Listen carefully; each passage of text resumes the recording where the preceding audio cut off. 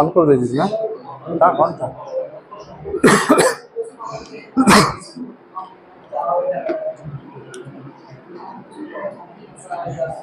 আর নিচে গোটায়, নিচে গোটায় কতটা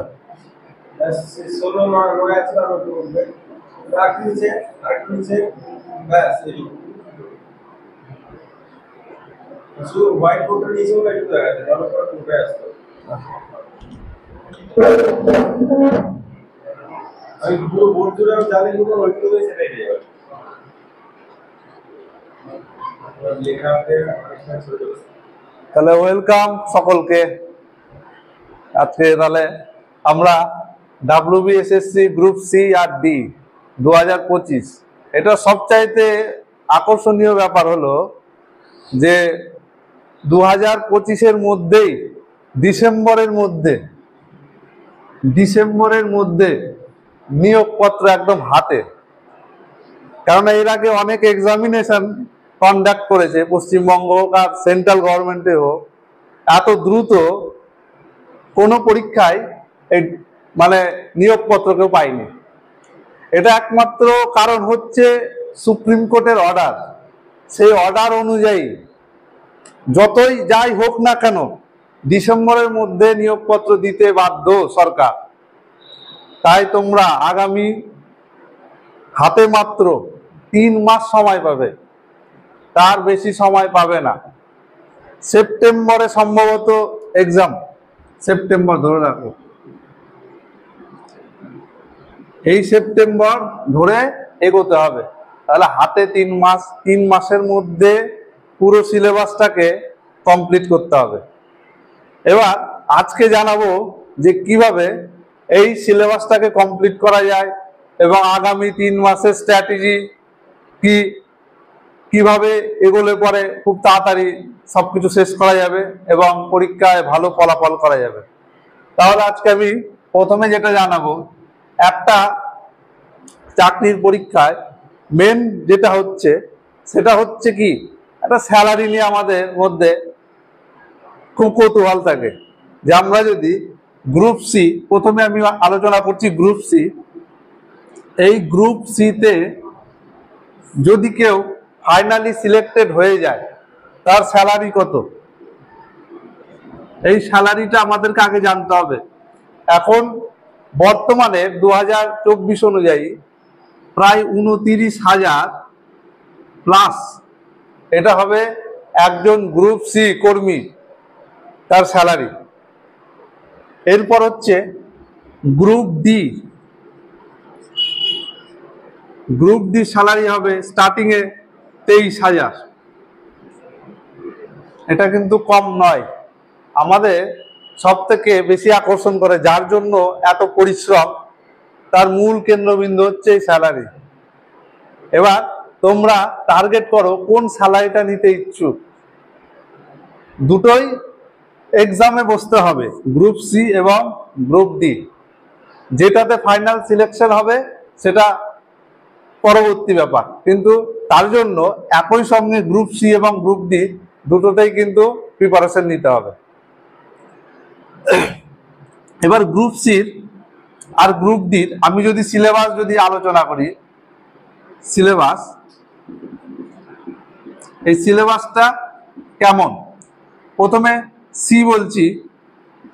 এই সি এর সিলেবাস প্রথমে জিকে, তারপর হচ্ছে ম্যাথ, তারপর হচ্ছে সিএ, সিএ মানে কারেন্ট অ্যাফেয়ার্স, আর সঙ্গে আছে ইংলিশ। জিকেতে কত থাকবে, টোটাল 15। আমরা যদি প্রিভিয়াস ইয়ারের গেজেট দেখি, মানে লাস্ট 2016 সালে এক্সাম কন্ডাক্ট হয়েছিল, সেই অনুযায়ী যদি চলি, তাহলে 2016-তে টোটাল মার্কস ছিল কত, টোটাল মার্কস ছিল 60। তার মধ্যে ম্যাথ আসবে 15টি, সিএ কারেন্ট অ্যাফেয়ার্স আসবে 15টি, আর ইংরেজিতে আসবে 15টি। এই হচ্ছে গ্রুপ সি। এবার কেউ যদি মনে করে যে আমি গ্রুপ সির পাশাপাশি গ্রুপ ডিও অ্যাপ্লিকেশন করব, তাহলে গ্রুপ ডিতে সেম জিনিস, জিকে, ম্যাথ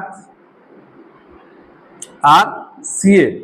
সিএ মানে কারেন্ট অ্যাফেয়ার। জিকেতে 15, ম্যাথে হচ্ছে 15 আর সিএতে 15, টোটাল এখানে 45, এখানে টোটাল হচ্ছে 60। এই হচ্ছে ডিফারেন্স। তার মধ্যে গ্রুপ সি এর আর গ্রুপ ডি এর, এই গ্রুপ সি এর কাজটাও বলে দেবো। গ্রুপ সি এর কাজ কি? অ্যাকচুয়ালি এটা তো স্কুল ক্লার্ক, স্কুল ক্লার্কের যে সমস্ত মানে খাতা কলমের কাজ, সেগুলো করে হচ্ছে গ্রুপ সির স্টাফ। আর গ্রুপ ডির কাজ বিশেষ করে স্কুলে ওই মানে গ্রুপ সি কে সাহায্য করা, খাতাপত্র এক জায়গা থেকে অন্য জায়গায় নিয়ে যাওয়া। হ্যাঁ, তার মানে এই নয় যে গ্রুপ ডি মানে ওই ঝাড় দেওয়া করাবে, ওইটা এখন নেই। আগে যেটা ছিল কিন্তু এখন পুরোপুরি চেঞ্জ হয়ে গেছে। এখন গ্রুপ ডির কাজ হবে ওই গ্রুপ সি কে সাহায্য করা, এবং কোনো নোটিশ যদি হয় সেই নোটিশটা ঘরে ঘরে যে প্রতিটা ঘরে ছাত্রদেরকে বলে দেওয়া কিংবা স্যারকে দেওয়া, এটা হচ্ছে গ্রুপ ডির কাজ।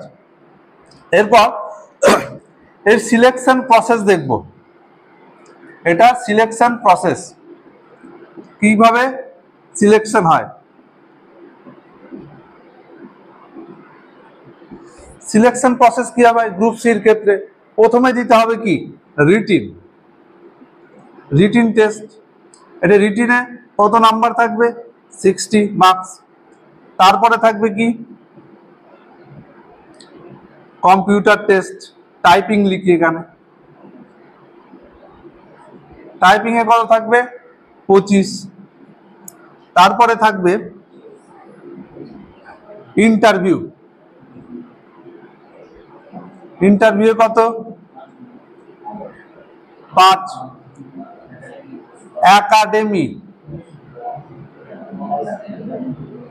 একাডেমিতে থাকবে 10। এই টোটাল 100-র উপর মেরিট লিস্ট তৈরি হবে। তাহলে কেউ যদি এই সিলেকশন প্রসেসে ফাইনালি সিলেক্টেড হতে চায়, তাকে প্রথমে দিতে হবে রিটিন টেস্ট। রিটিন টেস্টে 60-এর মধ্যে যত বেশি পারা যায় স্কোর করতে হবে। এই নাম্বারটা পরবর্তী ফাইনাল যখন মেরিট লিস্ট তৈরি হবে তখন কিন্তু এই 60 নাম্বারটা মধ্যে যত আসছে তত নাম্বার কাউন্ট করা হবে। তারপরে প্রসেস হবে টাইপিং টেস্ট। এই টাইপিং টেস্টে যারা পাস করবে তাদেরকে 25-এর মধ্যে নাম্বারটা দেয়া হবে। তারপর হবে ইন্টারভিউ। ইন্টারভিউ হবে মাত্র 5 নাম্বার, যেটা কমিশনই নেবে। তারপর হবে একাডেমিক স্কোর কি? যে সে মাধ্যমিকে কত নাম্বার পেয়েছে, সেই নাম্বারের উপর ভিত্তি করে তাকে হচ্ছে 10 নাম্বার অ্যালটেড থাকবে। ঠিক আছে, একাডেমিক। ঠিক আছে, কেউ যদি 60% পায় সে 10-এর মধ্যে 10 পাবে। কেউ যদি 50 to 60 নিচে তাহলে সে পাবে হচ্ছে 8। কেউ যদি 50%-এর নিচে পায় তাহলে সে পাবে 6। এই হচ্ছে একাডেমিক স্কোর।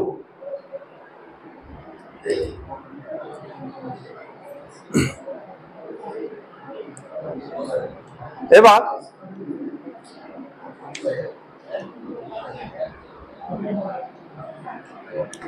এটা মিটিয়ে দিলাম। কারোর যদি লেখার থাকে লিখে নিও।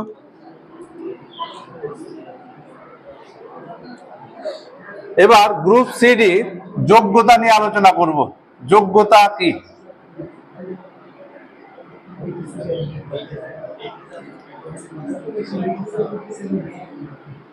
যোগ্যতা class 8, class 8 pass group D. আর গ্রুপ সি হচ্ছে কি? মাধ্যমিক ক্লাস 10 পাস হলে হবে। তাহলে এই হচ্ছে যোগ্যতা। আর মাধ্যমিকে পাস করে থাকলেই সে গ্রুপ সি তে বসতে পারবে। আর কেউ যদি ক্লাস 8 পাস করে থাকে সে গ্রুপ ডি। মানে এটা হচ্ছে মান, অ্যাকচুয়ালি সবার এখন মাধ্যমিক পাসই। হ্যাঁ, এটা 8 লেভেলের গ্রুপ ডি কর্মী সবসময় লেভেল ক্লাস 8-এর যেই থাকে সেই অনুযায়ী হয়। এখন যারা গ্র্যাজুয়েশন করেছে, MA করেছে, তারাও বসবে গ্রুপ সি, গ্রুপ ডিতে, কেননা এখন চরম ক্রাইসিস। এই ক্রাইসিসের মধ্যে যেটা সামনে আসবে সেটাতে সবাই ফর্ম ফিল আপ করবে।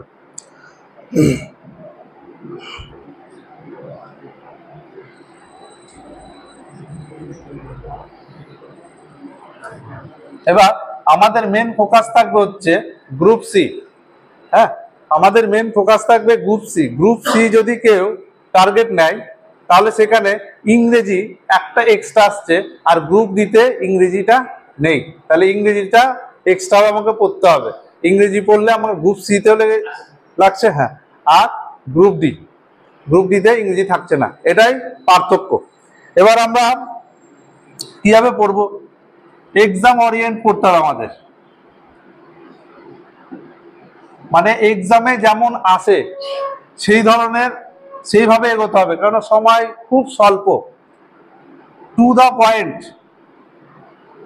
পয়েন্ট, মানে এক্সট্রা কিছু পড়তে যাব না, যে কোনগুলো পড়বো সেটাই শুধু পড়বো, আর তার আগে পড়ার আগে কোনগুলো ছাড়বো সেটা দেখতে হবে, ছাড়াটা শিখতে হবে।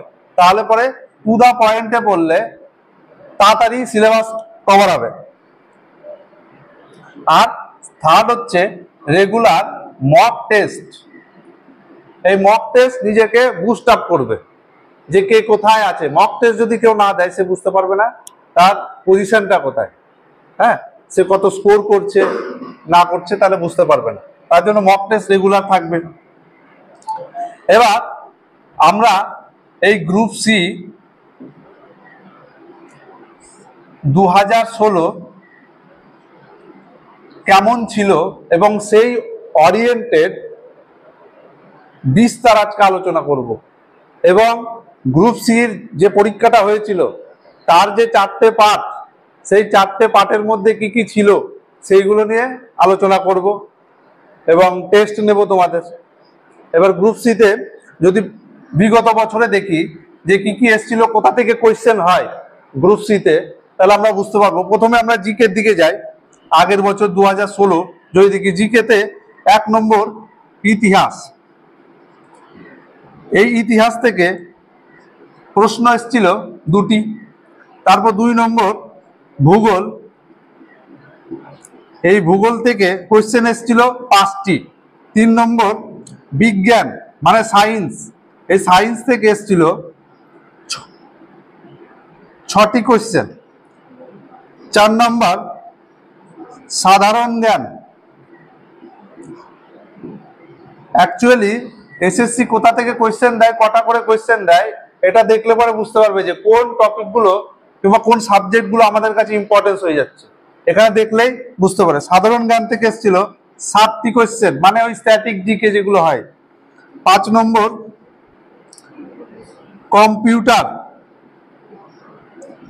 কম্পিউটার থেকে জিজ্ঞাসা করা হয়েছিল মাত্র 1টি কোয়েশ্চেন। 6 নম্বর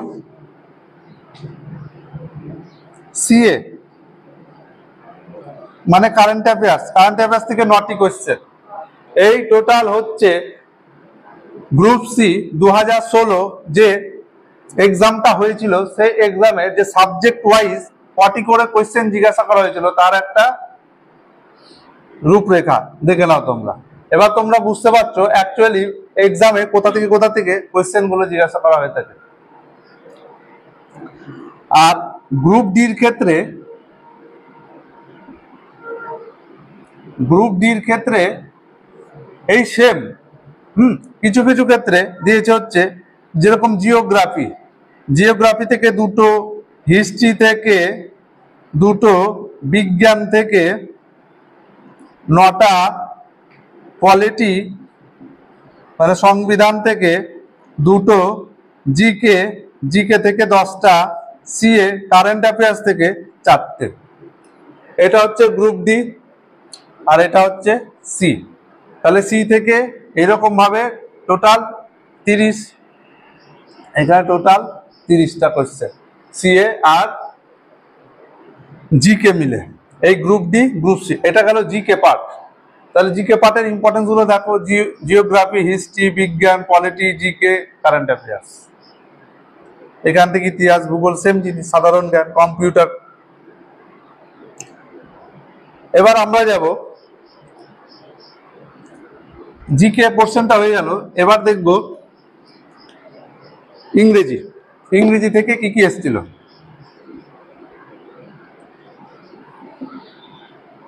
একদিকে হচ্ছে সি, আচ্ছা সি হবে ইংরেজি, শুধু গ্রুপ সির ক্ষেত্রেই হয়।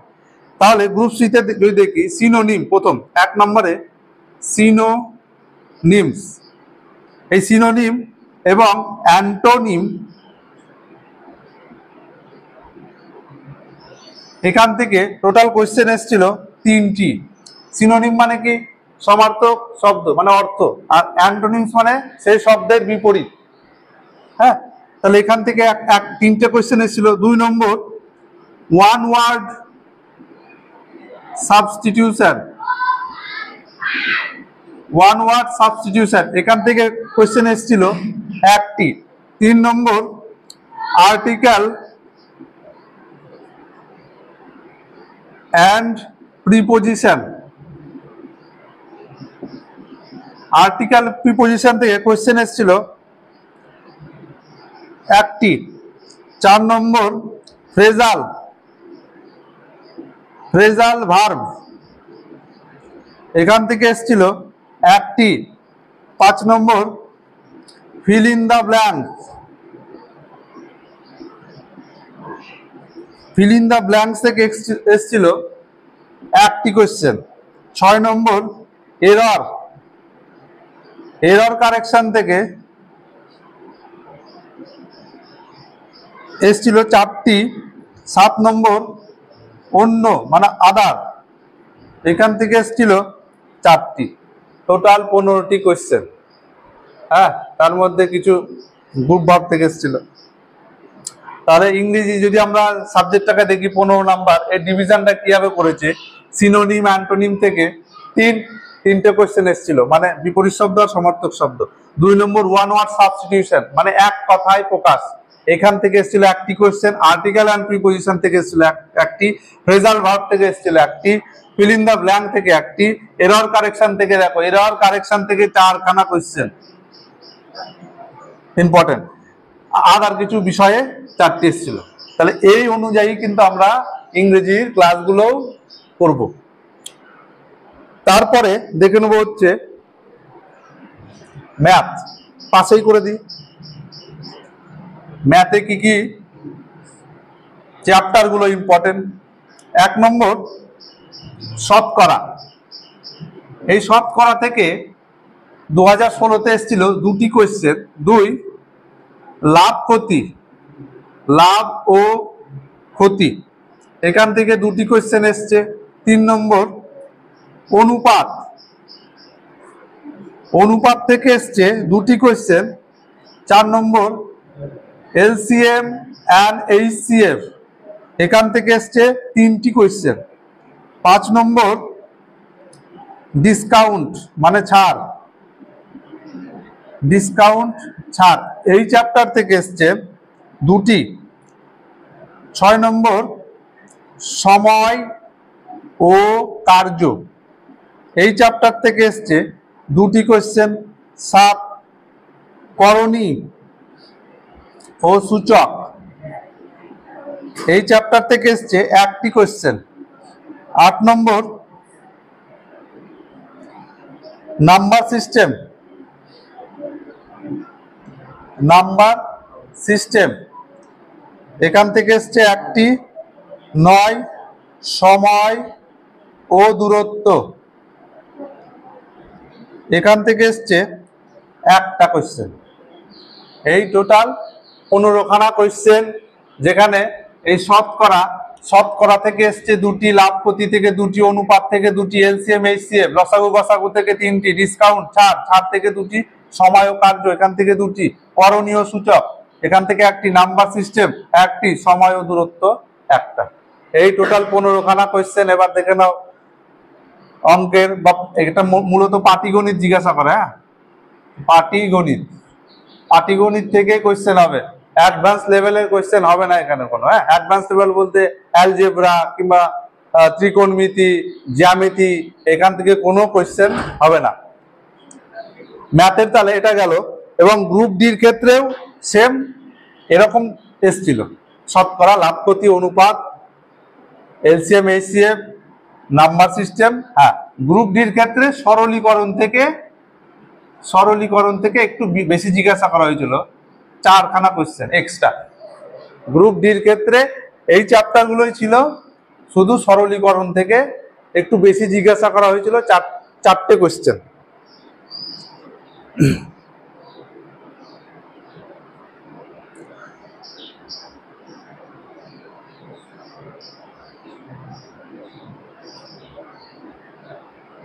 তাহলে এই ওভারঅল সিলেবাস এবং 2016 সালের কোয়েশ্চেনের উপর ভিত্তি করে যে টপিকগুলো বা চ্যাপ্টারগুলো ইম্পর্টেন্স, সেই ইম্পর্টেন্সগুলো আমি তোমাদেরকে বলে দিলাম।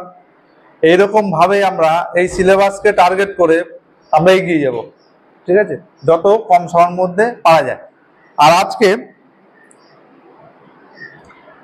এই 2016 সালে গ্রুপ সির যে কোয়েশ্চেন, সেই কোয়েশ্চেনটা একটু অ্যানালাইসিস করব আর সেটা সম্পর্কে বিস্তারিত আলোচনা করার চেষ্টা করব যতটা পারা যায়, ঠিক আছে।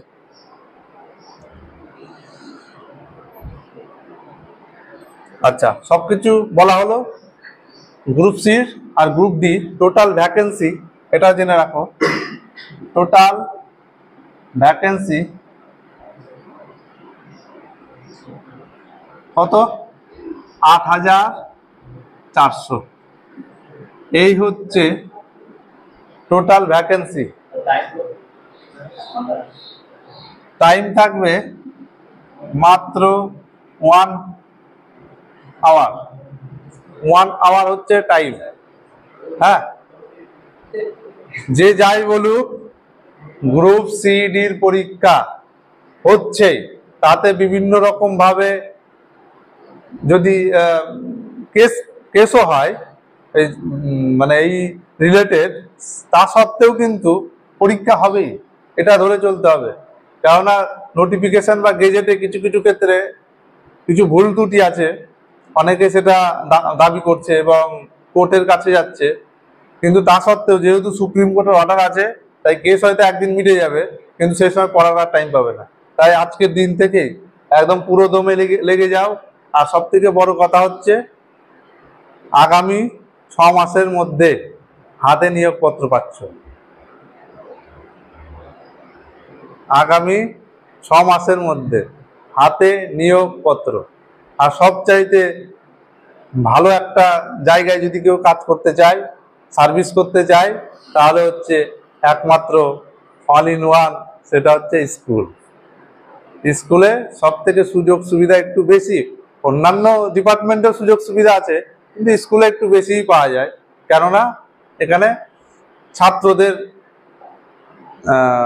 সম্পর্ক জড়িত থাকে, এবং যেমন গরমের ছুটি যদি দেখা যায়, সেখানে ছাত্রদের জন্য দেওয়া হয়, টিচারদের জন্য দেওয়া হয় না। এবার ছাত্র যখন থাকবে না, তখন তো স্কুল বন্ধ থাকবে। স্কুল বন্ধ থাকলে টিচার এবং গ্রুপ ডি সিডি স্টাফ ওরাও থাকবে না।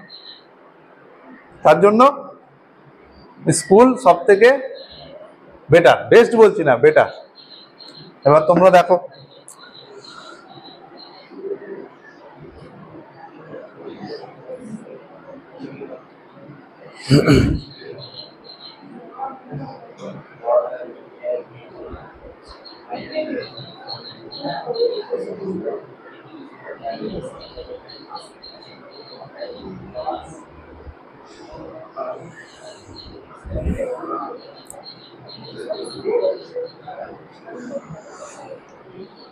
তাহলে এইখান থেকে পুরো ডাউট,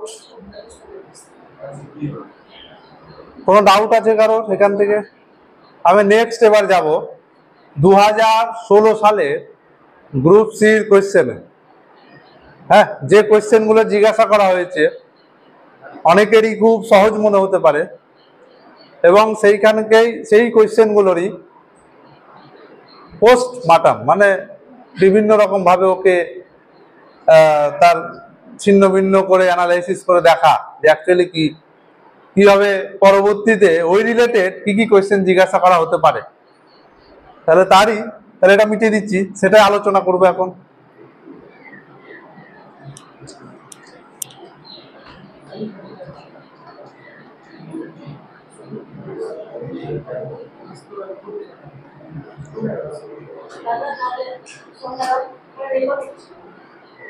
হ্যাঁ হ্যাঁ ওটাতে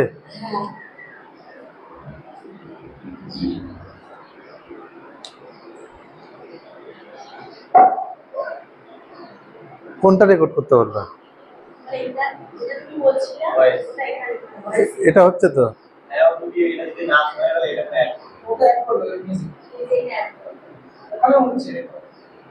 তাই? ও তাহলে ওটা বন্ধ হয়ে গেল তাই তো? না না এটাতে হয়ে যাবে, না হলো কোনো ব্যাপার নাই।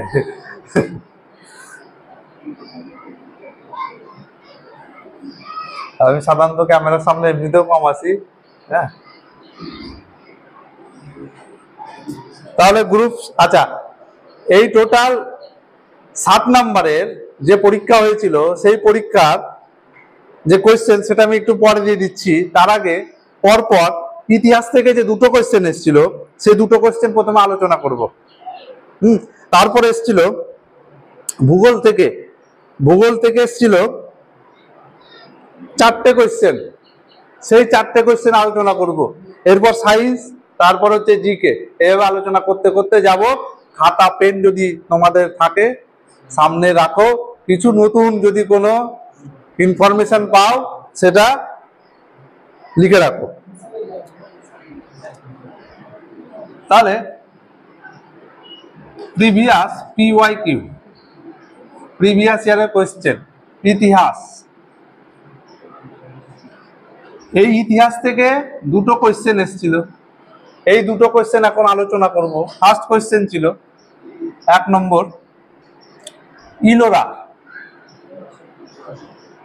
ইলোরা গুহা কোথায় অবস্থিত? এটা একদম সিম্পল। এখানে option A Madhya Pradesh, option B Tamil Nadu, option D UP, option C Maharashtra. তাহলে সঠিক উত্তর হবে অপশন সি মহারাষ্ট্র। তাহলে এটা প্রথম 1 নম্বর কোয়েশ্চেন। এবার আমরা দেখে নেব মহারাষ্ট্রের মধ্যে এই কি কি গুহা আর আছে। যেমন প্রথম যদি বলি এলিফ্যান্ট কেভ মানে কি গুহা। আর কি আছে? আর আছে কারলা গুহা, এগুলো সব মহারাষ্ট্রের মধ্যে অবস্থিত। 3 নম্বর কানহেরি গুহা, এটাও মহারাষ্ট্রে অবস্থিত। 4 নম্বর অজন্তা গুহা, এটাও হচ্ছে মহারাষ্ট্রে। 5 নম্বর ভাজ গুহা, এটা হচ্ছে মহারাষ্ট্রে অবস্থিত। আমি যদি বলি মহারাষ্ট্রের বর্তমান সিএম এর নাম কি, কারেন্ট অ্যাফেয়ার্স এর মধ্যে ঢুকে যাচ্ছি। একনাথ সিন্ধে, এটা হচ্ছে কারেন্ট অ্যাফেয়ার্স, এর সঙ্গে রিলেট করে দিলাম। বর্তমান সিএম, মহারাষ্ট্রের বর্তমান সিএম। আর যদি বলি গভর্নরকে বা রাজ্যপাল রমেশ বেশ। তাহলে কি বললাম? বর্তমান সিএম হচ্ছে একনাথ সিন্ধে আর গভর্নর হচ্ছে রমেশ বেশ। আর যদি বলি মহারাষ্ট্রের রাজধানী কি? মহারাষ্ট্রের রাজধানীর নাম কি? ক্যাপিটাল মুম্বাই। এটা সকলেরই জানা, কিন্তু এর সঙ্গে এক্সট্রা ইনফরমেশন, মুম্বাই কোন দ্বীপে অবস্থিত?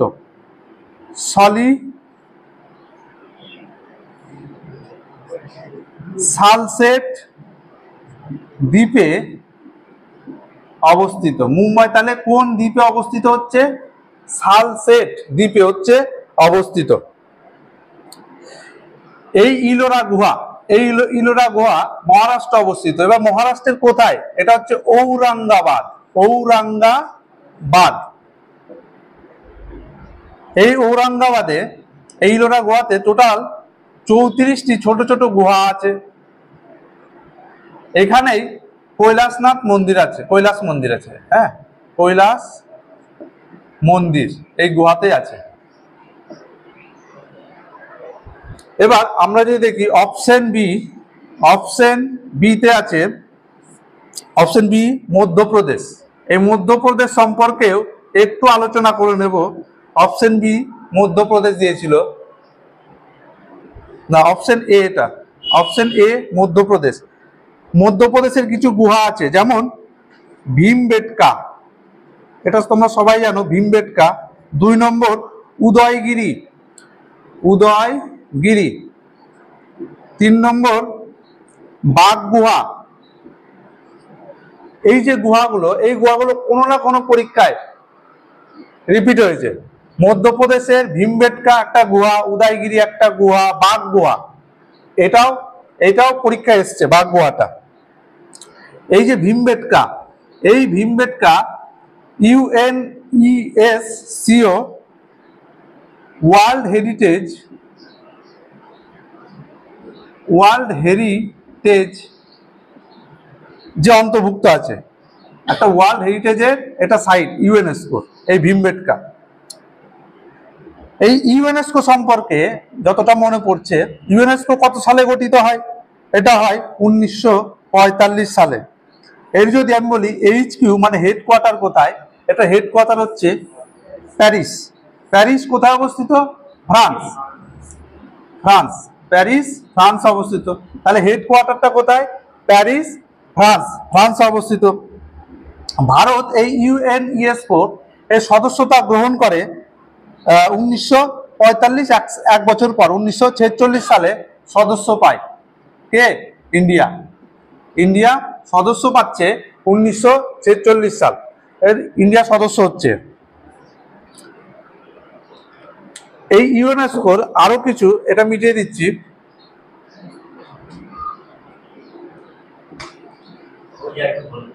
হ্যাঁ, ঔরঙ্গাবাদ অবস্থিত ইলোরা গুহা। এই UNESCO এটা ভারতে মোট সাইট আছে কটি? বর্তমানে 42টি সাইট আছে। এই ভারতে মোট এখন ইউনেস্কো সাইট হচ্ছে টোটাল 42টি। তার মধ্যে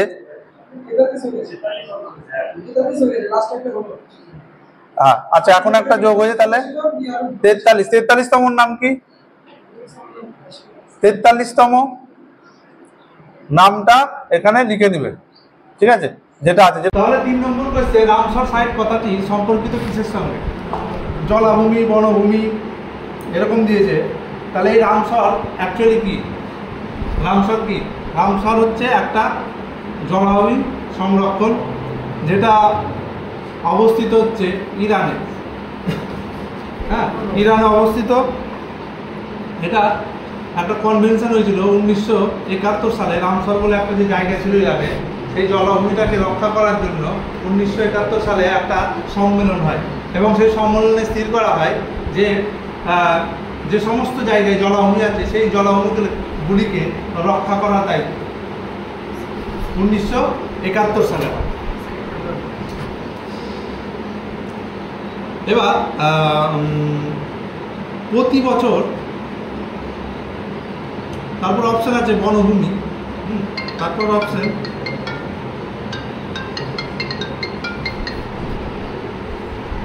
হ্যালো 11টা 11:30।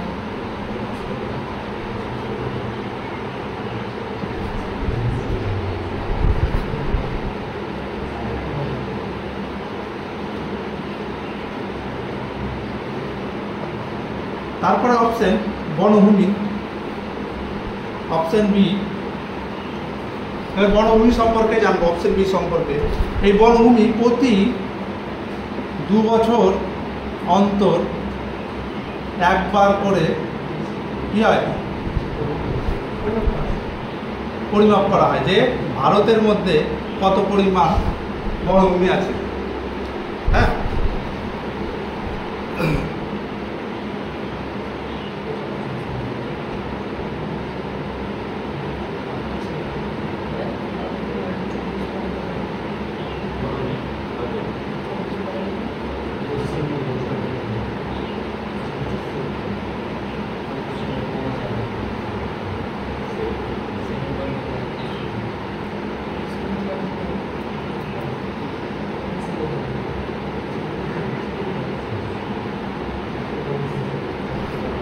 আচ্ছা, বনভূমি। এবার তার আগে একটু রামসর নিয়ে একটু আলোচনা করি। ভারতের প্রথম রামসর সাইট সেটা হচ্ছে চিল্কা লেক। চিল্কা লেক, এই চিল্কা লেক কোথায় অবস্থিত? উড়িষ্যা। উড়িষ্যায় অবস্থিত ভারতের প্রথম রামসর সাইট 1981 সালে এটা প্রথম রামসর সাইটে আখ্যায় হয়। এছাড়া এর সঙ্গে কেওলাদাও এটাও ওই বছরই অন্তর্ভুক্ত করা হয়। রাজস্থানে অবস্থিত কেওলাদাও ন্যাশনাল পার্ক 2025 অনুযায়ী মোট রামসর কত এখন? কত?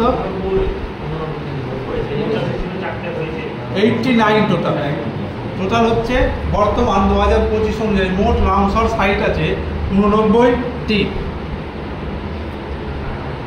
আর উচ্চতম রামসর, সবচেয়ে উচ্চতম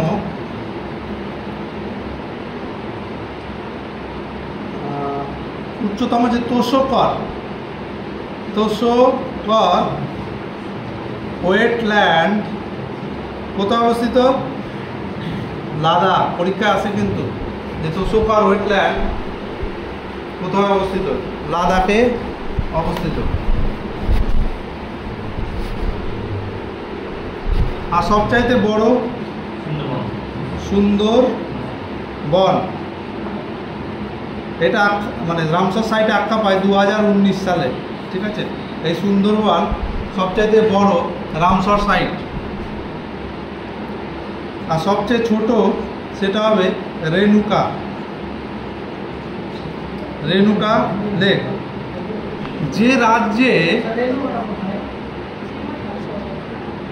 রেণুকা লেক হিমাচল প্রদেশ, যে রাজ্যে সবচেয়ে বেশি রামসর আছে সেটা হচ্ছে তামিলনাড়ু। টোটাল 13টি। তাহলে রামসর থেকে, রামসর সাইট একটা জলাভূমি যেটা ইরানে অবস্থিত। ইরানের জলাভূমিকে রক্ষা করার জন্য 1971 সালে কনভেনশন হয়, মানে সম্মেলন হয়। তারপর থেকে রামসর সাইটগুলোকে রক্ষণাবেক্ষণের দায়িত্ব সমস্ত দেশ নেয়। এবং ভারতের প্রথম রামসর সাইট চিল্কা লেক, এই চিল্কা লেককে বাঁচানোর জন্য রামসরে অন্তর্ভুক্ত করা হয় 1921 সালে, যেটা উড়িষ্যা অবস্থিত। এছাড়াও কেওলাদাও ওই বছরই রাজস্থানের ওই বছরই অন্তর্ভুক্ত হয়। 2025 সাল অনুযায়ী মোট রামসরের সংখ্যা হচ্ছে 89টি। উচ্চতম রামসর সাইট, এটা সব থেকে উঁচুতে অবস্থিত রামসর সাইট তোষকর ওয়েটল্যান্ড, লাদাখে অবস্থিত। আর সবচাইতে বড় রামসর হচ্ছে সুন্দরবন, যেটা ওয়েস্ট বেঙ্গলে অবস্থিত। সব থেকে ছোট রেণুকা ঝিল বা রেণুকা লেক। আর যে রাজ্যে সবচেয়ে বেশি রামসর আছে সেটা হচ্ছে তামিলনাড়ু। তারপর 4 নম্বর কোয়েশ্চেন, ভূগোল থেকে সমস্ত মিটিয়ে দিলাম।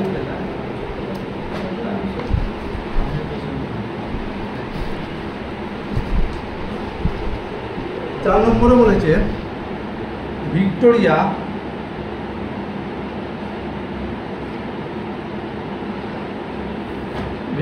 জলপ্রপাত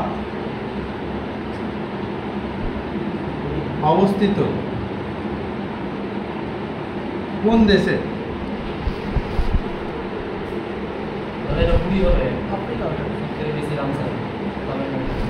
আচ্ছা, এখন তাহলে 20 হয়ে গেছে না? তাহলে 20 করে দাও এটা। তাহলে যে রাজ্যে সবচেয়ে বেশি রামসর তামিলনাড়ু। এখন বর্তমান আজকের দিন অনুযায়ী 20টি, এটা 13টি লিখেছিলাম আগে অনুযায়ী। ভিক্টোরিয়া, নেক্সট 4 নম্বর, ভিক্টোরিয়া জলপ্রপাত অবস্থিত কোন দেশে? আফ্রিকা, অস্ট্রেলিয়া, কানাডা কোনটা হবে? তাহলে অপশন বিটা আছে আফ্রিকা। এই ভিক্টোরিয়া জলপ্রপাত এটার উচ্চতা হচ্ছে 108 মিটার। এটা হচ্ছে বৃহৎ জলপ্রপাত। কখনো যদি ঘুরতে যাও একবার দেখে এসো আফ্রিকা থেকে, ভিক্টোরিয়া। তারপরে আর একটা জলপ্রপাত আছে নায়াগ্রা, খুব ইম্পর্টেন্ট। নায়াগ্রা জলপ্রপাত কোথায় অবস্থিত? ইউএসএ এবং কানাডার অংশের মধ্যে পড়ছে, ইউএসএ কানাডার মধ্যে এই নায়াগ্রা জলপ্রপাতটা। আর একটা হচ্ছে অ্যাঞ্জেল জলপ্রপাত। এটা কোথায় অবস্থিত? ভেনেজুয়েলায় অ্যাঞ্জেল জলপ্রপাত।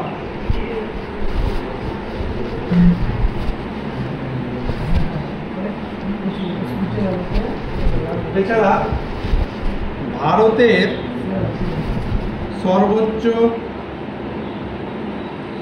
জলপ্রপাত নাম কি?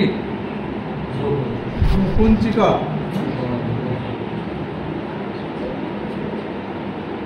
কোথায় অবস্থিত? কর্ণাটক রাজ্যে অবস্থিত। তারপরে আর কিছু জলপ্রপাত, যোগ জলপ্রপাত কোথায় অবস্থিত? কর্ণাটক। হুডরু জলপ্রপাত ঝাড়খণ্ড, সুবর্ণরেখা নদীর ওপর। দুধসাগর জলপ্রপাত না গোয়া। দুধসাগর হচ্ছে গোয়া। আরো অনেক আছে, এগুলো দেখে নেবে। তাহলে ভিক্টোরিয়া জলপ্রপাত অবস্থিত আফ্রিকায়, 108 মিটার, সবচাইতে উঁচু, এটা বৃহৎ। আর নায়াগ্রা জলপ্রপাত ইউএসএ কানাডা, অ্যাঞ্জেল এগুলো ইম্পর্টেন্ট। ভেনেজুয়েলা সর্বোচ্চ, ভারতের সর্বোচ্চ জলপ্রপাত কুঞ্চিকল, যোগ কর্ণাটকে, হুডরু ঝাড়খণ্ড, দুধসাগর গোয়া। মিটিয়ে দিলাম। আচ্ছা বুঝাচ্ছি না, এখানে 5 নম্বর সংরক্ষিত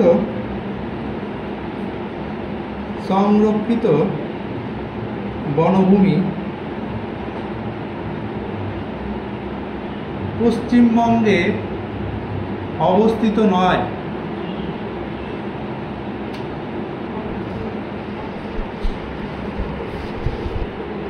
এখানে দিয়েছে কাজিরাঙ্গা, তাই না, মানস, সুন্দরবন, জলদাপাড়া, বক্সা।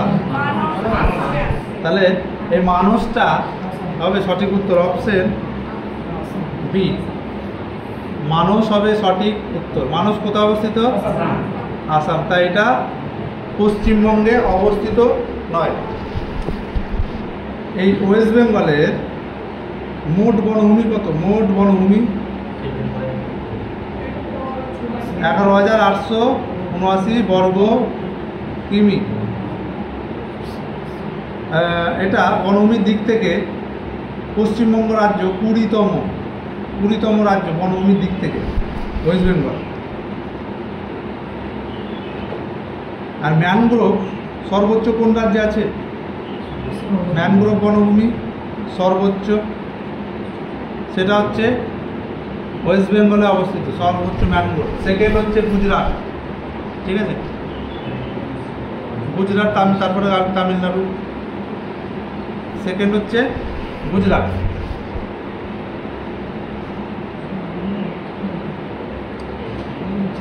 এবার পশ্চিমবঙ্গে অবস্থিত কিছু বনভূমির নাম, যেমন সুন্দরবন, এটা সবাই জানো, সুন্দরবন।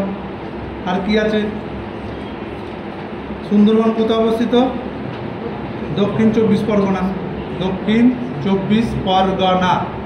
তারপরে আছে জলদাপাড়া, এই জলদাপাড়া কোথায় অবস্থিত? আলিপুরদুয়ার, এটা। তারপরে আরও আছে বক্সা টাইগার রিজার্ভ, এটা কোথায় অবস্থিত? আলিপুরদুয়ার। তারপরে গরুমারা কোথায়?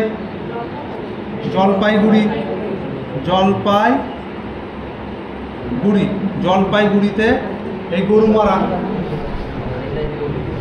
এছাড়া সিঙ্গলীলা এটা কোথায় অবস্থিত? দার্জিলিং। সিঙ্গলীলা দার্জিলিং। এছাড়া আছে বেতলা কোথায় অবস্থিত? পশ্চিম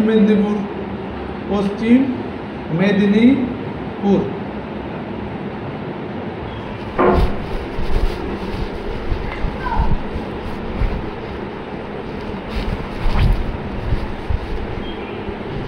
একটু আগে বললাম ISFR ইন্ডিয়ান এই যে ফরেস্ট যে রিপোর্টটা, এটা 2 বছর অন্তর অন্তর পাবলিশ করে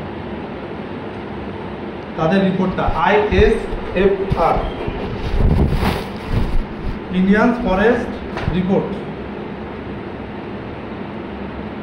ইন্ডিয়ান ফরেস্ট এই রিপোর্ট, এটা 2 বছর অন্তর একবার এটা করে। ভারতে মোট বন কতটা আছে? বনভূমি 21.7%। ভারতে মোট বনভূমি প্লাস গাছপালা এটার পরিমাণ কত? 24.4%-এর মতো। তাহলে টোটাল যদি আমি বন দেখি সেখানে 21.7% এবং বনভূমি যোগ করে দিলাম প্লাস গাছপালা যোগ করে দিলাম, তখন 24.4% হয়ে যাচ্ছে। আর বেশি বনভূমি আছে, বেশি বনভূমি কোন রাজ্যে সব থেকে বেশি আছে? MP। মধ্যপ্রদেশে সবচাইতে বেশি বনভূমি আছে। আর শতাংশের বিচারে বেশি হচ্ছে মিজোরাম। এবার সবচাইতে কম বনভূমি সেটা হচ্ছে হরিয়ানাতে সবচাইতে কম বনভূমি আছে, হরিয়ানা।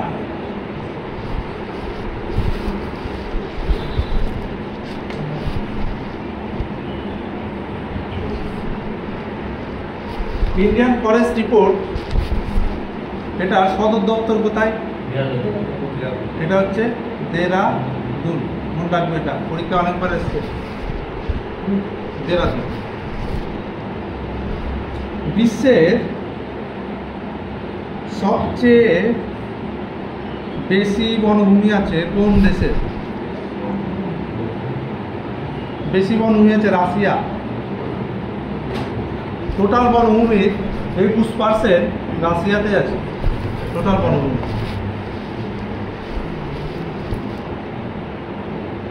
আর পৃথিবীর ফুসফুস কাকে বলে?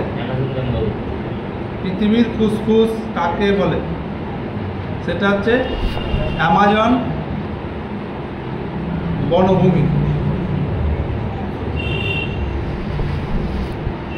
ফরেস্ট ডে কবে পালন করা হয়? 21শে মার্চ। ফরেস্ট ডে পালন করা হয় 21শে মার্চ। তারপরে নেক্সট কোয়েশ্চেন 6 নম্বর ভূগোল থেকেই দিয়েছে আর একটা কোয়েশ্চেন, মিটিয়ে দিলাম।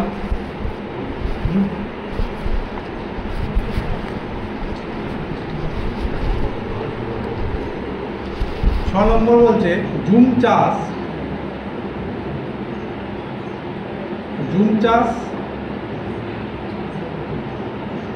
কি? অপশন ডি, এটা একটা চাষের পদ্ধতি। ঝুম চাষ কি? এটা একটা চাষের পদ্ধতি।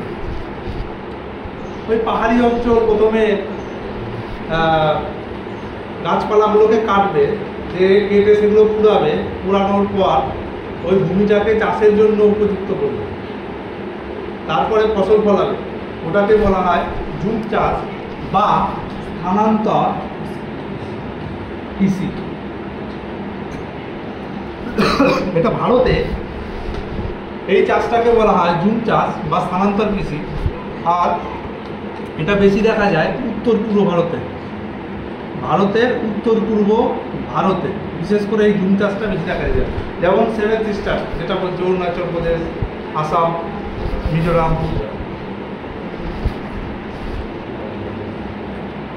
বিশ্বের কিছু জুম চাষ আছে, যেমন মিলপা, MILPHA, মিলপা কোন দেশের এই স্থানান্তর কৃষির নাম?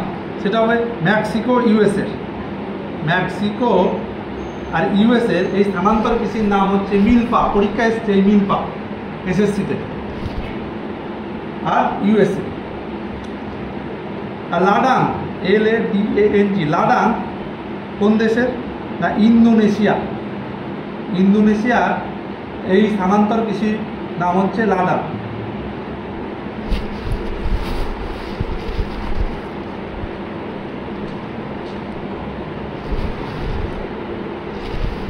তারপরে চিতে মেনে, এটা কোন দেশের? না আফ্রিকা। আফ্রিকার জুম চাষকে বলা হয়। তারপরে কোয়েশ্চেন হচ্ছে 7 নম্বর।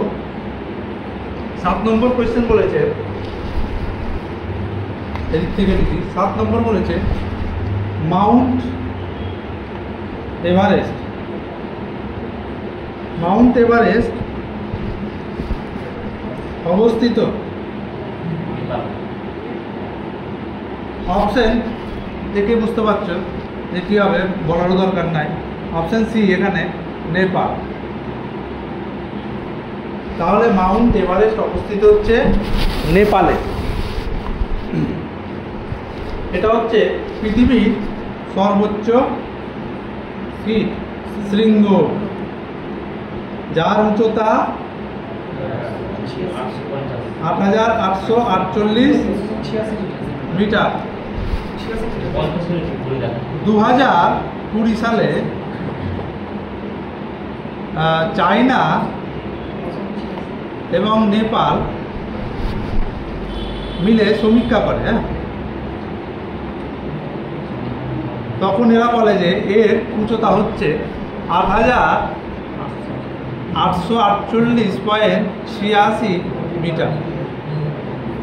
এটা ইম্পর্টেন্ট গ্রুপ, কেননা চায়না সবসময় একটু এগিয়ে থাকবে কিংবা কিছু নতুন একটা কিছু দেবে।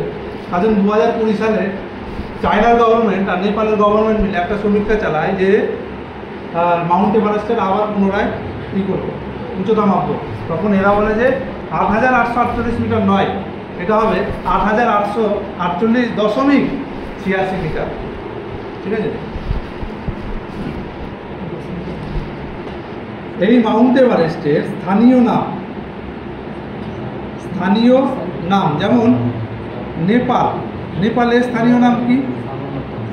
সাগর মাথা। আর তিব্বতী ভাষায়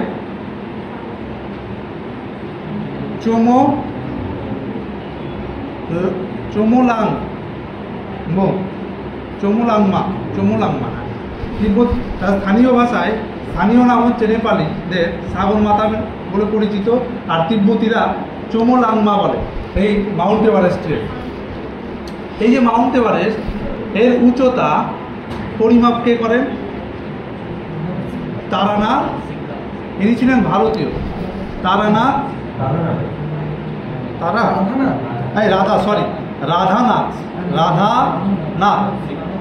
সিকদার। রাধানাথ সিকদার 1856 সালে ইনি হচ্ছে মাউন্ট এভারেস্টের উচ্চতা পরিমাপ করেন। যে পদ্ধতিটার নাম ছিল জিটিএস পদ্ধতি। তখন এই মাউন্ট এভারেস্টের নাম ছিল, তখন এর নাম ছিল, কি নাম ছিল? XV। এই তখন এর নাম ছিল XV বলে পরিচিত ছিল। ঠিক আছে। পরে পরে কি নাম হয়? স্যার জর্জ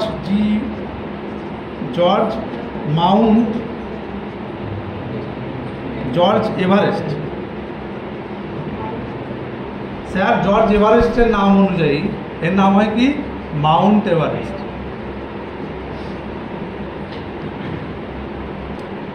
ইনি কে ছিলেন না surveyor, surveyor general of India, surveyor general of India. এই স্যার জর্জ এভারেস্ট, তার নাম অনুসারে পরবর্তীতে নাম হয় মাউন্ট এভারেস্ট, এবং তিনি ছিলেন সার্ভেয়ার অফ ইন্ডিয়া। ইন্ডিয়ার একজন সার্ভেয়ার, মানে পরিমাপ যে করে তাকে বলা হয় সার্ভেয়ার।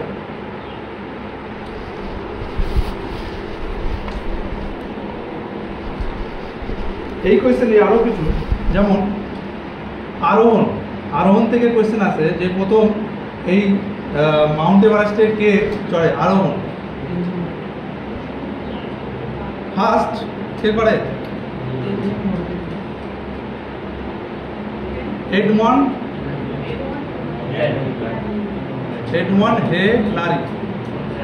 হেলারি প্রথম হচ্ছে আরোহণ করেন 1953 সালে।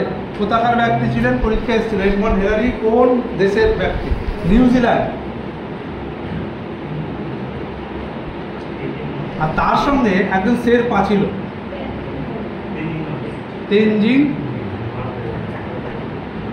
নোরগে। এরা হচ্ছে শেরপা। শেরপা মানে কি? যে ব্যক্তি সেই পাহাড়ের পর্বতের চূড়ায় নিয়ে যায় তাদেরকে বলা হয় শেরপা। এই তেনজিং নোরগে ছিল শেরপা, তার সহায়তা এডমন্ড হিলারি, নিউজিল্যান্ডের ব্যক্তি, প্রথম সে মাউন্ট এভারেস্টের চূড়ায় যায়। আর ভারতীয়দের মধ্যে ভারতের প্রথম কে? অবতার সিং চিমা। ইনি ইন্ডিয়ান আর্মি ছিল, ইন্ডিয়ান আর্মি। অবতার সিং চিমা ভারতের প্রথম এভারেস্টের চূড়ায় যাচ্ছে, ইন্ডিয়ান আর্মি, 1985 সালে। তারপরে মহিলা তো তোমরা সবাই জানো, ভারতের প্রথম মহিলা, সালটা 65 মহিলা বাচেন্দ্রী পাল। আর বিশ্বের প্রথম মহিলা জুনকো তাবে। এই জুনকো তাবে প্রথম মহিলা যে এভারেস্টের চূড়ায় গেছিল। আর সর্বকনিষ্ঠ, মানে সব থেকে বয়স কম, সর্বকনিষ্ঠ এভারেস্টে যায়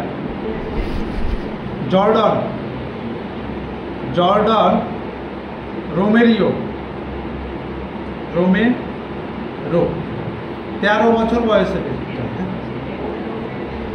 আর অক্সিজেন ছাড়া কে গেছিল? ফু দর্জি, অক্সিজেন ছাড়া প্রথম যায়। আর বেশিবার, এটা এসেছিল পরীক্ষায়, বেশিবার এভারেস্টে চূড়ায় ওঠে সেটা হচ্ছে কামি রিতা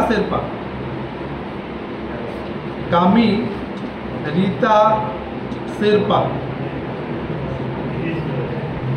বেশিবার ওঠে, টোটাল 30 বার ইনি শেরপা। শেরপা মানে কি? যাদেরকে নিয়ে যায়।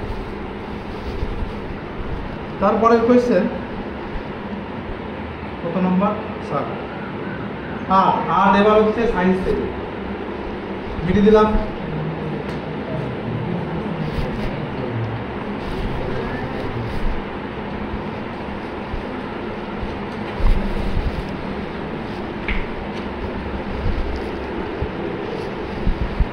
আট নম্বর বলেছে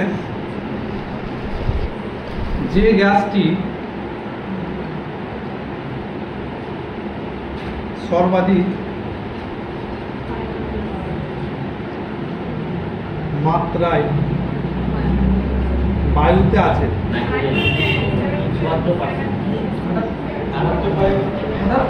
অপশন অপশন বি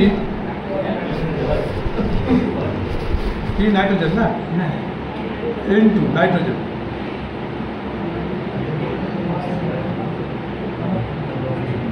এটা বায়ুতে নাইট্রোজেনের পরিমাণ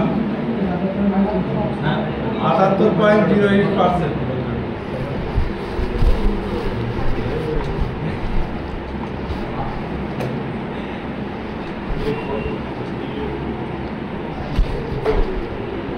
এই নাইট্রোজেন কি করে? গাছের প্রোটিন তৈরি করে। হ্যাঁ, গাছের প্রোটিন তৈরি করে আর সার তৈরিতে ব্যবহার করা হয়। সার তৈরিতে ব্যবহার করা হয়, যেরকম নাইট্রোজেন ঘটিত সার, এনপিকে, ইউরিয়া সার, এগুলো হচ্ছে নাইট্রোজেন থাকে। নাইট্রোজেন আবিষ্কর্তা কে? রাদারফোর্ড।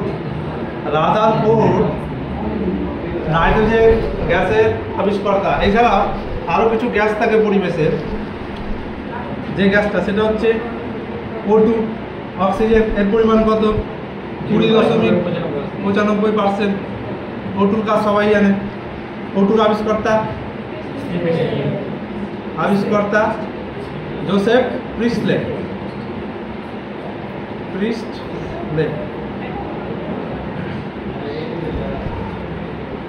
এছাড়া থাকে আর্গন গ্যাস। আর্গন গ্যাস, এটার পরিমাণ থাকে 0.93%। এটা নিষ্ক্রিয় গ্যাসের মধ্যে সবচাইতে বেশি পরিমাণ থাকে হচ্ছে আর্গন গ্যাস। এটা নিষ্ক্রিয় গ্যাস।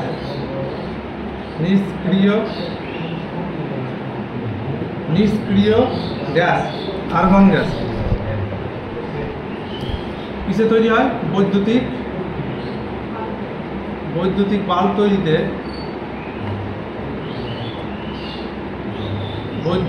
বাল্ব তৈরিতে এই আর্গন গ্যাস ব্যবহার করা হয়, নিষ্ক্রিয় গ্যাস। ঠিক আছে।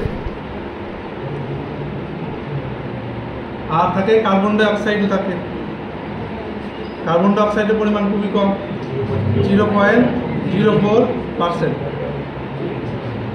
এর আবিষ্কর্তা জোসেফ ব্ল্যাক এই কার্বন ডাই অক্সাইডের আবিষ্কর্তা। কার্বন ডাই অক্সাইডকে সবুজ নির্বাপক হিসেবে পরিচিত। পরিবেশের ক্ষতি করবে না, অথচ কোনো জায়গায় আগুন লেগে গেলে সেখানে কার্বন ডাই অক্সাইড গ্যাস ছাড়া।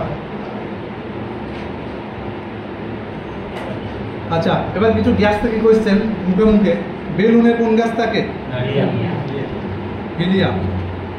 বেলুনে থাকে হিলিয়াম গ্যাস। বাতাসের থেকে হালকা, তাই হিলিয়াম গ্যাস পড়ে আর উপরে উঠে যায়। হালকা গ্যাসের নাম কি? হালকা গ্যাস হচ্ছে হাইড্রোজেন। সব থেকে হালকা গ্যাস হচ্ছে হাইড্রোজেন। অ্যাসিড রেনে কোন গ্যাস থাকে? সালফার ডাইঅক্সাইড আর nitrogen die oxide, SO2 NO2, এই দুটো হচ্ছে থাকে। মার্স গ্যাস কাকে বলে? মার্স গ্যাস, মিথেন, CH4, এটাকে বলা হয় মার্স গ্যাস। ধানের ক্ষেতে কোন গ্যাস থাকে? সেটা থাকে মিথেন, CH4। মঙ্গল গ্রহে কোন গ্যাস থাকে বেশি? Carbon die oxide. ওজোন স্তরে ক্ষতি করে। CFC। ফ্রিজে কি থাকে? ফ্রিজে কোন গ্যাস থাকে? ফ্রিজে CFC, ফ্রিয়ন অপশন থাকতে পারে। ঠিক আছে। ফ্রিজে যে গ্যাস থাকে যেটা ক্ষতি করে সেটা হচ্ছে CFC বা ফ্রিয়ন। প্রধান গ্রিনহাউস গ্যাস হচ্ছে carbon die oxide. LPG gas কি থাকে? প্রোপেন আর বিউটেন। অনেকবার পরীক্ষা এসছে এই LPG গ্যাসে কি গ্যাস থাকে? প্রোপেন আর বিউটেন। আর বন্ধ থাকে LPG গ্যাসের কি থাকে? ইথাইল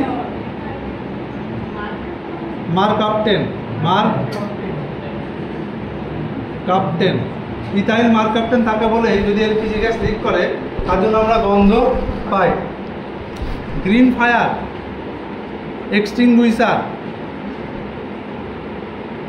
কাকে বলা হয়? Carbon die অক্সাইডকে।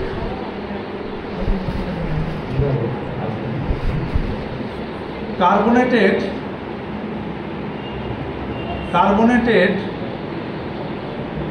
ওয়াটার কোন গ্যাস থাকে? কার্বোনেটেড ওয়াটার মানে কি? যেমন ধরো ওই থামস আপ, পেপসি, ওটা প্রেসার দিয়ে ওটা ভরে দেয় কার্বন ডাই অক্সাইড। তার জন্য বেশি পরিমাণে খেলে মৃত্যু পর্যন্ত করতে পারে। শরীরে অক্সিজেনের থেকে কার্বন ডাই অক্সাইডের পরিমাণ যদি বেড়ে যায় তখন শ্বাস প্রশ্বাসেতে অসুবিধা হয়, তাই লিমিটেড আকারে খাও। নেক্সট কোয়েশ্চেন হচ্ছে 9 নম্বর, মানবদেহের কোষ।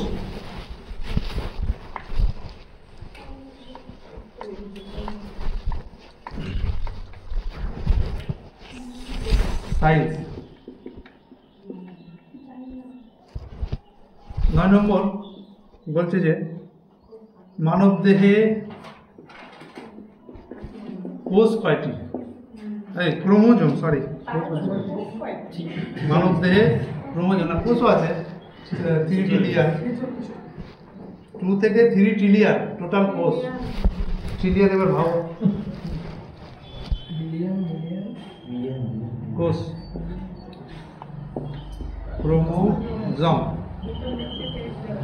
টোটাল কতগুলি? 46টি টোটাল ক্রোমোজোম, 46টি মানে টোটাল 23 জোড়া। এটাকে দুটো ভাগে ভাগ করা হয়, একটা হচ্ছে অটোজোম আর একটা হচ্ছে সেক্স ক্রোমোজোম। এই অটোজোমের পরিমাণ থাকে 22 জোড়া মানে 44টি, আর সেক্স ক্রোমোজোম থাকে 2টি। এটাকে আবার দুটো ভাগে ভাগ করা হয়, একটা হচ্ছে XX আর একটা হচ্ছে XY। এটা হচ্ছে ফিমেল আর এটা থাকে মেলের, ঠিক আছে? তাহলে এই হচ্ছে মানব দেহের ক্রোমোজোম 46টি বা 23 জোড়া। পরীক্ষায় কখনো 46 থাকবে, কখনো 23 জোড়া, ভালো করে দেখে নিতে হবে। 23টি বলেছে না 43টি বলেছে, না 46 জোড়া বলেছে না 23 জোড়া বলেছে, কনফিউশন তৈরি হতে পারে। হ্যাঁ, তাই জন্য জোড়াটি রেখে নিতে হবে। এই 46টি ক্রোমোজোম দুটো ভাগে ভাগ করা হয়, অটোজোম আর সেক্স ক্রোমোজোম। অটোজোম হচ্ছে 22 জোড়া, সেক্স ক্রোমোজোম হচ্ছে 2 জোড়া। এই দুটির জন্য আমরা মানে লিঙ্গ নির্ধারণ হয় যে কে ছেলে হবে কে মেয়ে হবে। আর একটা মহিলার কাছে শুধুমাত্র XX ক্রোমোজোম থাকে আর একটা পুরুষের কাছে XY থাকে। ছেলে না মেয়ে হবে সেটা নির্ভর করে পুরোপুরি মেল পার্টনারের উপর। তাই মেয়েদেরকে শুধু ছেড়ে দেওয়া হবে। এটা ভুল ধারণা আমাদের সমাজের। এখন অনেক আপডেট হয়েছে। এবার ক্রোমোজোম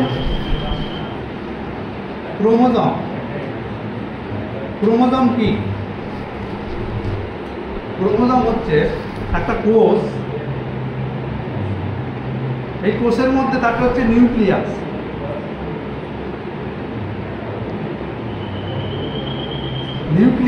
এই নিউক্লিয়াসের মধ্যে থাকে হচ্ছে ক্রোমোজোম। এই হচ্ছে কমান্ডার। এই কমান্ডারের মধ্যে থাকে ক্রোমোজোম, ঠিক আছে? এই ক্রোমোজোমের মধ্যে থাকে ডিএনএ। হ্যাঁ, কেননা যখন প্রথম ভ্রূণের সৃষ্টি হয় একটা কোষ থেকে তো তৈরি হয়। সেই কোষ থেকে এই ধরো একটা কোষ, এই কোষের মধ্যে তার মাঝখানে থাকে নিউক্লিয়াস। এই নিউক্লিয়াস হচ্ছে ব্রেন একটা কোষের। এবার কোষ তো বিভাজন হয়। এবার যখন শিশু কিংবা বেবি তৈরি হচ্ছে ছোট্ট আকারে মায়ের পেটে, তখন এই নিউক্লিয়াসের মধ্যে এই ক্রোমোজোম থাকে। এই ক্রোমোজোম থেকে আস্তে আস্তে কোষ বিভাজন হতে থাকে, একটার পর একটা কোষ বিভাজন হতে তো অনেক বড় হয়। আচ্ছা, একটা শিশু লম্বা হবে না বেটে হবে তা নির্ভর করে এই ক্রোমোজোমের উপর। হ্যাঁ, কারণ বাবা মা যদি লম্বা হয় তার সন্তানরাও লম্বা হবে। পরিষ্কার মানে কে পরিষ্কার হবে, কে কালো হবে, কে মিডিয়াম হবে, সব নির্ভর করে এই ক্রোমোজোমের উপর। কার হাত থাকবে, কার পা থাকবে, আমাদের শরীরের অবয়ব কীভাবে তৈরি হবে তা সব নির্ভর করে এই ক্রোমোজোম। ক্রোমোজোমের যদি ডিসঅর্ডার থাকে তাহলে তার কিছু না কিছু বিকলাঙ্গ হবে। দেখা গেলো একটা ক্রোমোজোমের ডিফেক্ট আছে, হয়তো কোনো একটা জায়গায় বিকলাঙ্গ হলো, জন্ম থেকে একটা হাত নেয়। এই যে আমাদের হাত, পা, নখ, আঙুল যা আছে সব তৈরি করছে হচ্ছে এই ক্রোমোজোম। তাহলে এটাই আস্তে আস্তে তৈরি করে। যদি আমরা সহজভাবে বুঝি, সিপিইউ একটা কম্পিউটার, আমাদের দেহ হচ্ছে একটা কম্পিউটার। হ্যাঁ, কম্পিউটারে কী থাকে? সিপিইউ থাকে। এই সিপিইউকে ধরো নাও নিউক্লিয়াস, এটা হচ্ছে ব্রেন। সিপিইউ তো গোটা কাজ করে, কম্পিউটারে কী কাজ হবে না হবে সেই সিপিইউ। এই সিপিইউকে ধরে নাও নিউক্লিয়াস। এই সিপিইউর মধ্যে থাকে, আমরা বলি ডিভিডি বা সিডি ক্যাসেট। এই সিডিতে লেখা, তারপর আমরা লিখি, ওর মধ্যে কি লিখি না ডিএনএ আমাদেরকে লিখে দেয়। দেখো, আমাদের শরীর একটা কম্পিউটার, কম্পিউটারের ব্রেনকে সিপিইউ, তার মানে সেটা হচ্ছে নিউক্লিয়াস। হ্যাঁ, তার মানে ক্রোমোজোমের মধ্যে নিউক্লিয়াস থাকে। এই নিউক্লিয়াসের পর এই ডিভিডি থাকে, দেখবা ডিভিডি সিডি, যেখানে হচ্ছে কোনো ডেটা আপডেট করা যায়, কিছু লেখা যায়, কিছু আপডেট মানে সংরক্ষণ করে রাখা যায়। সেখানে এই সিডিতে লেখা থাকে কি না ডিএনএ ভরা থাকে এর মধ্যে। এবার এই সিডিতে যা লেখা থাকবে তাই তো আমাদেরকে দেবে। আমরা কেমন তৈরি হবো সেটা আগে থেকে লেখা হয়ে যায়, কার মধ্যে? ডিএনএর মধ্যে। সেই সিডি হচ্ছে ডিএনএ, লেখা আছে এই যে সন্তানটা আসবে, সেই সন্তানটা অ্যাকচুয়ালি কেমন হবে আগামী দিনে, দেখতে কেমন হবে, হাত পা কেমন হবে, লম্বা কেমন হবে, পরিষ্কার না কালো হবে, তা পুরোপুরি ডিএনএতে অলরেডি লেখা হয়ে গেছে। তাই নতুন করে একটা চেঞ্জ করতে কেউ পারবে না, ডিএনএ চেঞ্জ করতে। তো এইরকমভাবে তোমরা যদি ভাবো যে আমাদের শরীরটা কম্পিউটার, সিপিইউটা হচ্ছে নিউক্লিয়াস মানে ব্রেন, ব্রেনের মধ্যে থাকতে হচ্ছে ডিভিডি, আমরা বলি সেই ডিভিডিতে বা সিডিতে কিছু লেখা থাকে, সেটা হচ্ছে ডিএনএ। সেই ডিএনএর মাধ্যমে একজন কেমন হবে না হবে পুরোপুরিভাবে আমরা বুঝতে পারি। তারপরে 10 নম্বর সায়েন্স থেকে বিডি দিলাম, অঙ্ক কখন করাবো?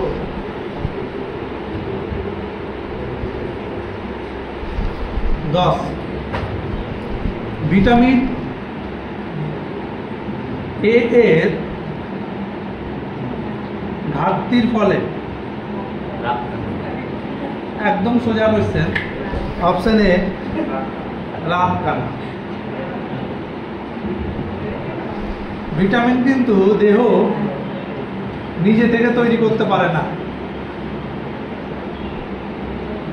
তৈরি করতে পারে না, আমাদের বাইরে থেকে এটা গ্রহণ করতে হয়।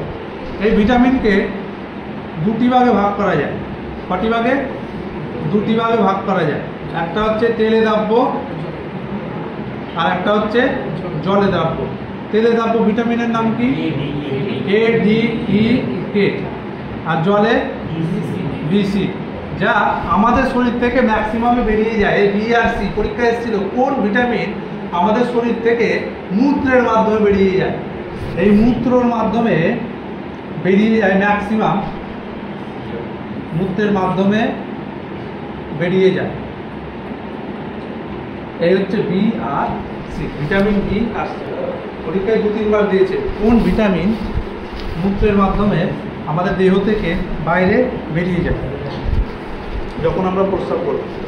11 নম্বর চলে যাচ্ছে, একটু এবার এক্সপ্লেনেশন কম দিলাম। হিমোগ্লোবিনের কাজ, হিমোগ্লোবিনের কাজ একদম সোজা, অপশন এ O2 পরিবহন করা। এটা তো রক্ত, রক্তের উপাদান অনুযায়ী কভাবে ভাগ করা যায়? 2 ভাবে। রক্তের উপাদান অনুযায়ী আমাদের রক্ত যে উপাদান আছে যদি কাটি, কাটার সঙ্গে সঙ্গে একটা হচ্ছে রস জলের মতো বেরাবে, আর একটা হচ্ছে লাল রঙের বেরাবে। হ্যাঁ, যেটা দেখতে পায় লাল করে, আর জলের মতো সেটা দেখতে পায় না লালের করে। তাহলে এই দুটো উপাদান থাকে, একটা থাকে কি, একটা রক্তরস যেটাকে বলা হয় প্লাজমা। করোনাকালীন এই প্লাজমা খুব হিট হয়ে গেছিল যখন কোভিড-19 হয়। কোভিড-19 কারণ তো কোভিড-19 মানে করোনা ভাইরাসে আক্রান্ত হচ্ছিল, তখন প্লাজমা থেরাপি দেওয়া হচ্ছিল 2019 সালে। কেন? কেননা সেই শরীরে যদি প্লাজমা ট্রান্সফার করা হয় তাহলে তার শরীরের সঙ্গে সঙ্গে অ্যান্টিবডি তৈরি করে দেয়। হ্যাঁ, এবার অ্যান্টিবডি আর অ্যান্টিজেনের উপর ভিত্তি করে রক্তকে আবার চারটি ভাগে ভাগ করা হচ্ছে, এবি ও। আর এটা উপাদান অনুযায়ী রক্তকে দুটি ভাগে ভাগ করা হচ্ছে, একটা হচ্ছে রক্তরস আর একটা কি রক্ত কণিকা। এটা হচ্ছে 55% আমাদের শরীরে থাকে। তার মধ্যে এই রক্তরসের মধ্যে 90 থেকে 95%ই জল। কি থাকে? জল। এবার কেটে গেলে জলের মতন তরল পদার্থ বেরোয়, সেটা হচ্ছে রক্তরস। 90 থেকে 95% হচ্ছে জল থাকে। এই রক্তরসের কাজ কি? আমাদের দেহের যে হরমোন আছে, যে পুষ্টি, সেগুলো বিভিন্ন জায়গায় নির্দিষ্ট জায়গায় পৌঁছে দেওয়া, এর হচ্ছে মূল কাজ, হচ্ছে রক্তরসের কাজ। আর রক্তকণিকা, রক্তকণিকার হচ্ছে তিনটে ভাগে ভাগ করা হচ্ছে, আরবিসি, ডাব্লিউবিসি আর প্লেটলেট। আরবিসির কাজ কি? অক্সিজেন O2 পরিবহন করা। ডাব্লিউবিসি রোগ প্রতিরোধ ক্ষমতা, রোগ প্রতিরোধ। আর প্লেটলেট রক্ত জমাট বাঁধতে সাহায্য করে। রক্ত জমাট বাঁধতে সাহায্য করে হচ্ছে প্লেটলেট। একজনের দেহে যদি প্লেটলেটের সংখ্যা কমে যায়, তার যদি শরীরে কোনো আঘাতপ্রাপ্ত হয়, তার কিন্তু রক্ত পড়তেই থাকবে, জমাট বাঁধবে না। আমাদের শরীরে কোনো জায়গায় কাট হয়ে গেলে সঙ্গে সঙ্গে অনেকটা রক্ত বের হয়, কিন্তু কিছুক্ষণ পরে এই প্লেটলেট নিজের কাজ শুরু করে দেয়, সেই জায়গায় এসে ক্ষত জায়গায় এসে নিজের আস্তরণ তৈরি করে দেয়, ফলে জমাট বাঁধিয়ে দেয় আস্তরণে, মানে রক্তে। তখন আর রক্ত পড়া বন্ধ হয়ে যায়। তত ঘাবড়ানোর কোনো প্রয়োজন নেই, হালকা কাটলে পরে একাই বন্ধ। আর যদি বেশি কেটে যায়, যে স্যার বলেছিল যে রক্তটা একাই বন্ধ হবে, বসে থাকিয়ে যাবে, তাহলে কিন্তু হবে না, সব রক্ত বেরিয়ে যাবে। তো বেশি কাটলে পরে কিংবা শিরা কেটে গেলে সঙ্গে সঙ্গে হসপিটাল যেতে হবে, তখন ওরা ঠিক করে দেবে।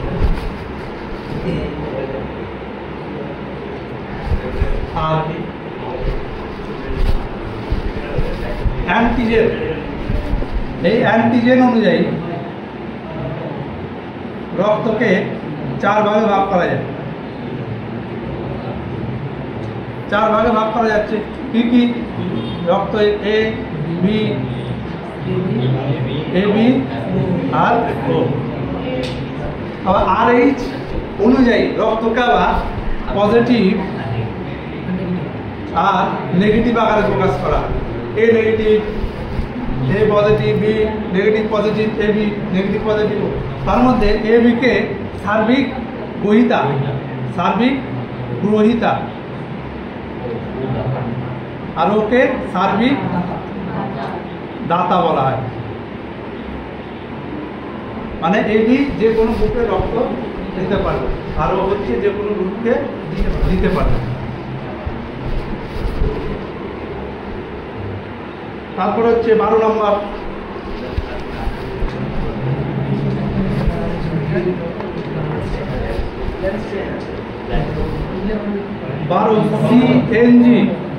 সিএনজির অর্থ কি?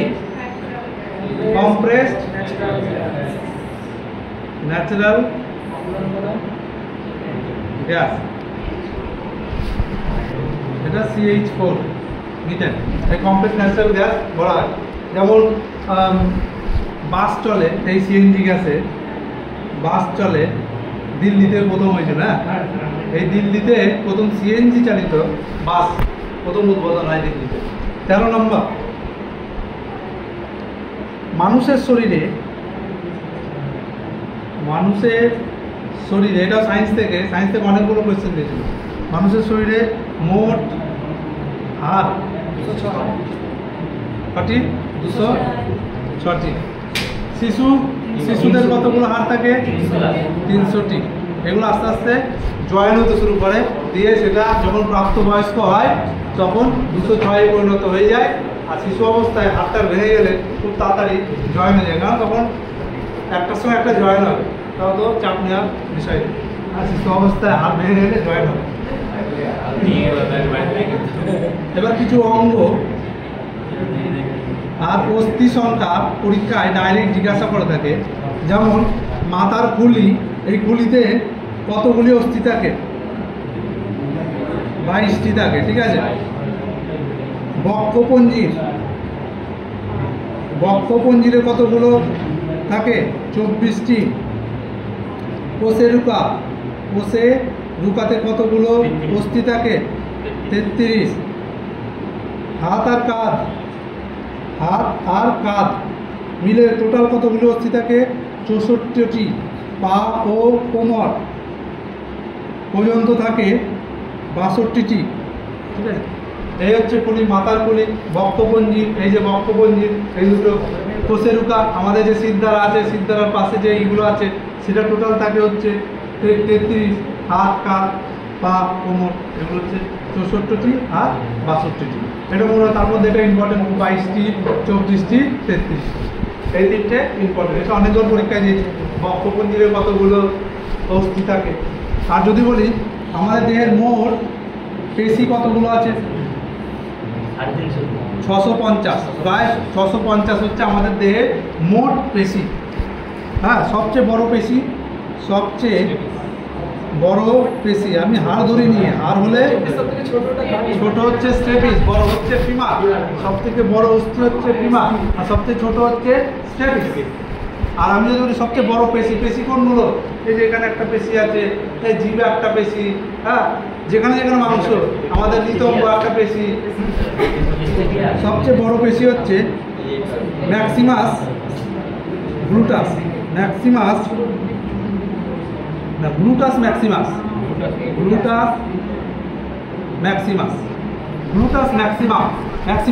এটা হচ্ছে সব থেকে বড়। এটা কোথাও অবস্থিত? আমাদের নিতম্ব মানে ব্যাক সাইড। আর সবচেয়ে বড় গ্রন্থি কোনটি? যকৃৎ মানে লিভার, ইংরেজিতে বলা হয় লিভার, ঠিক আছে। আর সবচেয়ে বড় অঙ্গ ত্বক মানে স্কিন। এই হচ্ছে টোটাল, মনে রাখবে। গ্রন্থি বললে যকৃৎ, বড় অঙ্গ বললে ত্বক, আর সবচেয়ে বড় পেশি গ্লুটাস ম্যাক্সিমাস, যেটা নিতম্ব আমাদের ব্যাক সাইডটা। আর মোট পেশির সংখ্যা 650। আর সবচাইতে শক্তিশালী পেশির নাম হচ্ছে জিভ। শক্তিশালী, ওটা আলাদা, শক্তিশালী পেশি জিভ। আর সবচাইতে শক্তিশালী আমাদের যদি হয় অংশ হয়, সেটা হচ্ছে চোয়াল, ঠিক আছে। হ্যাঁ, এরা হলো যে সবচেয়ে কঠিন অংশ। হ্যাঁ, আর দাঁত কখনো হাড় না করে, ওটা প্রোটিন দিয়ে তৈরি। এই যে অস্থি, এই অস্থি কি দিয়ে তৈরি? কোলাজেন আর ক্যালসিয়াম ফসফেট। তৈরি হচ্ছে ক্যালসিয়াম ফসফেট আর কোলাজেন। এই কোলাজেনের সংমিশ্রণে এটা তৈরি হয় কোলাজেন আর ক্যালসিয়াম ফসফেট, এই দুটো মিলে হাড় তৈরি হয়। নেক্সট কোশ্চেন,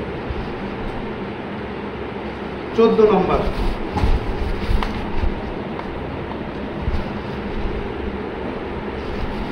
হচ্ছে ধারিত্রী দিবস। অপশন বি, 22শে এপ্রিল হচ্ছে ধারিত্রী দিবস পালন করা হয়। আর একটা অপশন আছে, অপশন এ 12 মে। এটা কি হিসেবে পালন করা হয়? আন্তর্জাতিক নার্স দিবস। তারপর আর একটা অপশন আছে 5ই জুন বিশ্ব পরিবেশ দিবস। তারপরে হচ্ছে 16ই সেপ্টেম্বর দিয়েছে আর একটা অপশন চারটে ওজন ডে। ওজন ডে হিসাবে পালন করি। এই 12ই মে আন্তর্জাতিক নার্স দিবস, এটা কার জন্মদিনে পালন করা হয়? Florence Nightingale. এই ফ্লোরেন্স নাইটেঙ্গেলের জন্ম দিবস হিসেবে আমরা 12ই মে আন্তর্জাতিক নার্স দিবস হিসেবে পালন করি।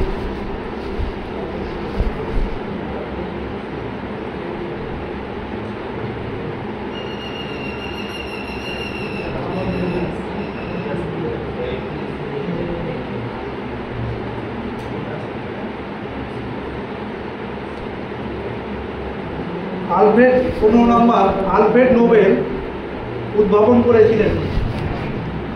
আলফ্রেড নোবেল কি করে? ডিনামাইটের আবিষ্কার করে। এটা হচ্ছে 15 নম্বর হয়ে গেল। আলফ্রেড নোবেলের অনুসারে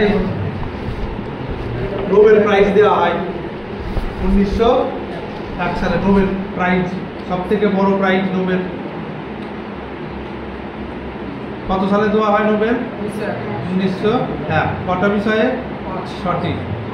প্রথমে 5টি, 5+1 হচ্ছে 1969 কিসে দেওয়া শুরু হয়? অর্থনীতি। আর এশিয়ান প্রথম নোবেল প্রাপক রবীন্দ্রনাথ টেগোর। কত সাল? 1913। কিসের জন্য? গীতাঞ্জলি।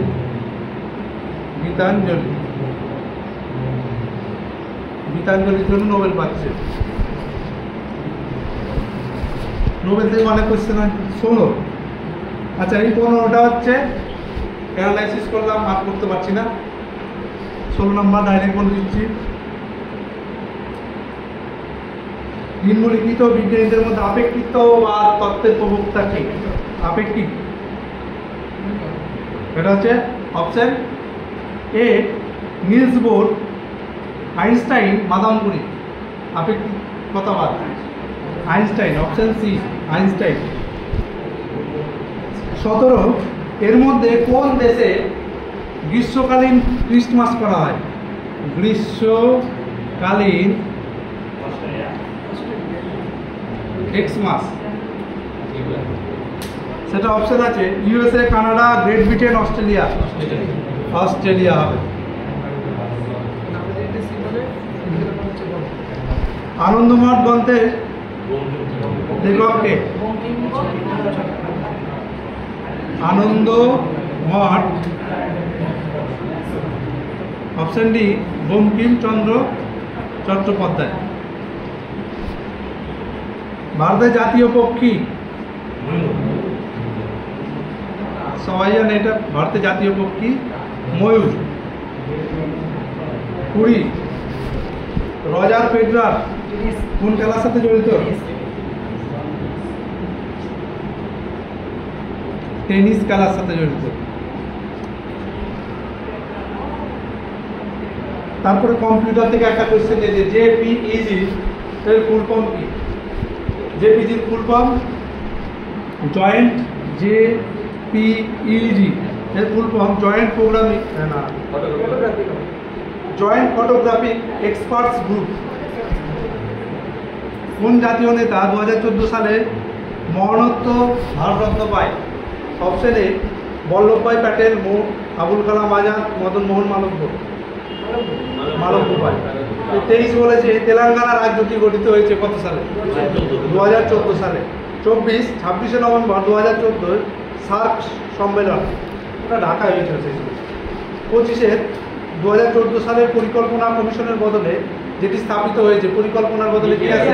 নীতি আয়োগ 2015 সালে।